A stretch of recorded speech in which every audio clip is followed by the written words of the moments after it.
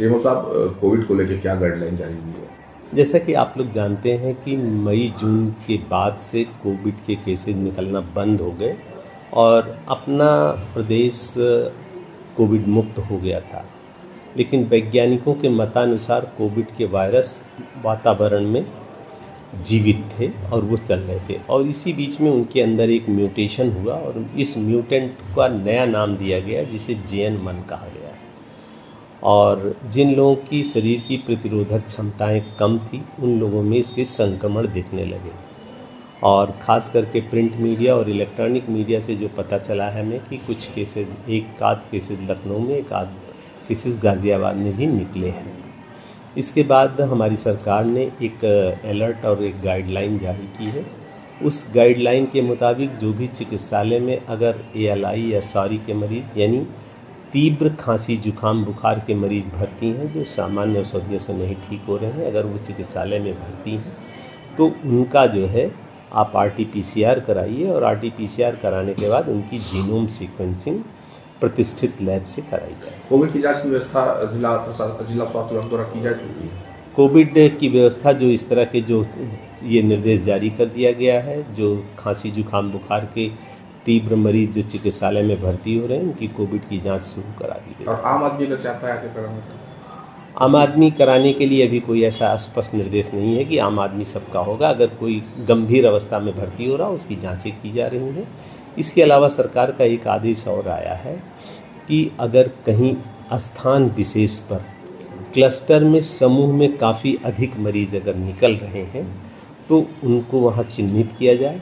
उन लोगों को जो हमारा रेस्पिरेटरी व्यवहार है, मास्क लगाना, सोशल डिस्टेंसिंग, सैनिटाइजेशन का पालन कराया जाए, और अगर वो सामान्य औषधियों से नहीं ठीक हो रहे हैं तो उनका RT-PCR कराया जाए और उनको RT-PCR के बाद उनकी जीनोम सीक्वेंसिंग कराई जाए। इसके अलावा इस एक और सूचना दी गई है कि जो भी हमारे IHIP पोर्टल पर खांसी जुकाम के मरीजों को अंकन किया जाए, जिससे कि लखनऊ में या दिल्ली में बैठे लोग ये देख लें कि अमुक स्थान पर इतने केसेस निकले हैं।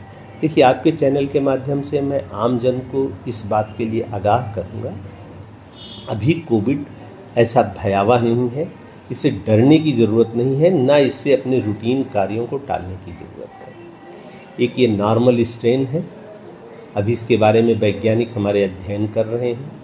अभी इसकी संक्रामकता के बारे में जो सूचनाएं आ रही हैं कि इसकी संक्रामकता तो ज़्यादा है लेकिन मारक क्षमता बिल्कुल नहीं है। चूँकि गोरखपुर की ही अगर हम बात करते हैं तो यहाँ से हमारी 95% के ऊपर की आबादी वैक्सीनेशन ले चुकी है। जिन लोगों ने 2 से 3 डोजेज़ ले चुकी हैं उनके अंदर 95 से लेकर के 100% कोविड के अगेंस्ट इम्यूनिटी है। लेकिन हम लोगों को अपने जहन में इस बात को सदैव जीवित रखना चाहिए कि कोविड अभी समाप्त नहीं हुआ है। अगर किसी को खांसी जुकाम बुखार, स्वाद नहीं मिल रहा है या कान से सुनाई देने का लक्षण मिल रहा है तो ऐसे लोगों को अपने को आइसोलेट करना चाहिए, मास्क लगाना चाहिए, सोशल डिस्टेंसिंग अपनाना चाहिए, भीड़ भाड़ की जगहों पर स्वतः नहीं जाना चाहिए और अपने चिकित्सकों से मिलकर के उपचार करना चाहिए। जहाँ तक रही बात हमारी तैयारियों की, हमारी तैयारी पूरी तरह से है। हम लोगों ने अभी मॉक ड्रिल की है, हमारे पास ऑक्सीजन प्लांट है, हमारे पास आवश्यक लॉजिस्टिक्स हैं, हमारे पास ट्रेंड मैन पावर है, और हमारे पास गवर्नमेंट सेक्टर में 1500 बेड है, प्राइवेट सेक्टर में 1500 बेड है, 3000 की हमारी क्षमता है। और आज की तारीख में जितनी भी आवश्यक औषधि उपकरण की ज़रूरत है सब हमारे पास है। गोरखपुर की जनता स्वस्थ रहेगी, सजग रहे, इतना ही मेरा उनसे आग्रह है।